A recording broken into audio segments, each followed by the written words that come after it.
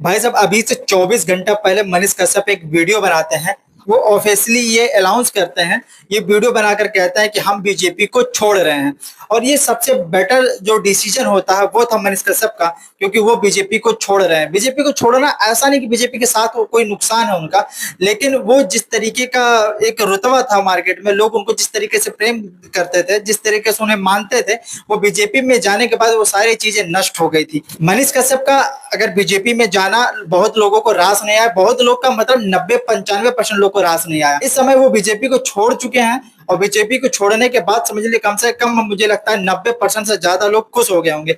2-4% लोग होंगे, सबको तो खुश नहीं किया जा सकता, लेकिन हाँ, वो जिस तरीके से अपने मार्केट में वो चल रहे थे, जिस तरीके से वो विधायकी या सांसदीय लड़ सकते थे और कुछ वोट उनको मिल सकता था, बीजेपी में लड़ते हुए शायद वो हार सकते थे और हो सकता था उनको टिकट भी ना मिले। जैसे आपने देखा कि पवन सिंह बहुत दिनों तक स्टार प्रचारक थे बीजेपी के, लेकिन ना तो उन्हें 14 मिला, ना 19 में मिला, ना 24 में मिला। तो मतलब आप देखिए समय कैसा गुजरता गया और उन्हें टिकट नहीं मिला। अब हर बार आदमी टरकाते रहे, हर बार का मतलब हर 2-4 महीने पे तो आता नहीं, 5 साल बाद आदमी का एक उम्र का 20वां भाग कैसे कोई गुजार सकता है भाई। लेकिन मनीष कश्यप ना तो देर करते हुए ऐसा डिसीजन लिया ना कि मतलब लोगों को रातों रात चौंका दिया, और ये डिसीजन उनके लिए बहुत परफेक्ट रहा है। सब लोग यही चाहते थे कि मनीष कश्यप बीजेपी को छोड़ दे, बीजेपी को रिजाइन दे दे, क्योंकि वो जिस तरीके से अकेले दहाड़ने वाले थे वो चीज लोगों को बहुत अच्छा लगता था। बीजेपी में रहने के बाद कुछ ऐसा प्रोटोकॉल होता है कि आप हर मुद्दे पर खुल करके नहीं बोल सकते। उतनी अभिव्यक्ति की आजादी बीजेपी में रह करके बहुत मुश्किल है, क्योंकि बीजेपी का सरकार है बिहार में भी, और बिहार में ही इनको अपना परचम लहराना। बीजेपी के साथ रह करके और बहुत सारे मुद्दों पर ये नहीं बोल सकते थे खुल करके, लेकिन जब बीजेपी को छोड़े तो अब ये खुला शेर है, जहां मन होगा वहां दहाड़ेंगे।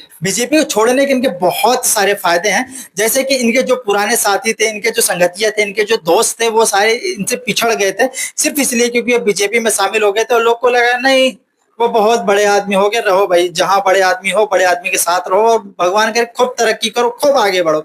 लोग इस तरीके की बातें कह रहे थे, भले आत्मा में कष्ट है उसी हिसाब से वो बात कह रहे थे। खुल करके तो वो कुछ नहीं कह सकते, लेकिन ये बात बहुत कुछ दर्शा रहा था। लेकिन इनके जो साथ रहने वाले हैं वो सब के सब अब इनके पास आ गए हैं, इनके साथ खड़े हो गए, इनसे कंधा से कंधा मिला करके, इनसे कदम मिला करके अब फिर से चलने वाले हैं। और जो यूट्यूबर भाई थे, जो मीडिया लोग थे, जो इनके दोस्त यार थे, वो सबका साथ मिलना शुरू हो गया। और जब ये बीजेपी में शामिल हुए थे उस समय वही लोग जो जिगरी दोस्त थे वही सबसे ज्यादा विरोध किए थे मनीष कश्यप का, सबसे ज्यादा।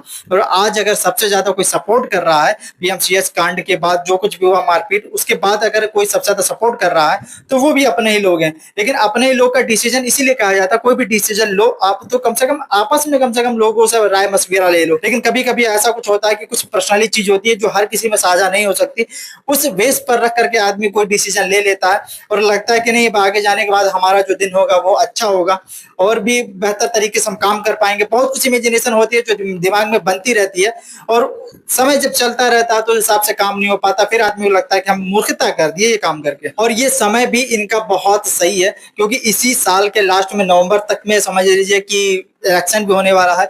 और उसी बीच में इनका जो विधायक बनने का सपना था, मतलब सपना तो सांसद बनने का था, लेकिन अब तो वो टाइम है पूरा होने में, लेकिन विधायक तो अब सामने है। और अब अगर वो मेहनत करना शुरू करेंगे तो बहुत जल्दी मुझे लगता है कि अब इस स्टेज पर आकर के जब वो बीजेपी को छोड़ चुके हैं तब से थोड़ा सा लोगों में विश्वास जम जाएगा। लेकिन वो वाली चीज नहीं आएगी, वो वाली वाइब नहीं आएगी, क्योंकि वो पहले चंपारण में बहुत बेहतर तरीके से मेहनत किए थे।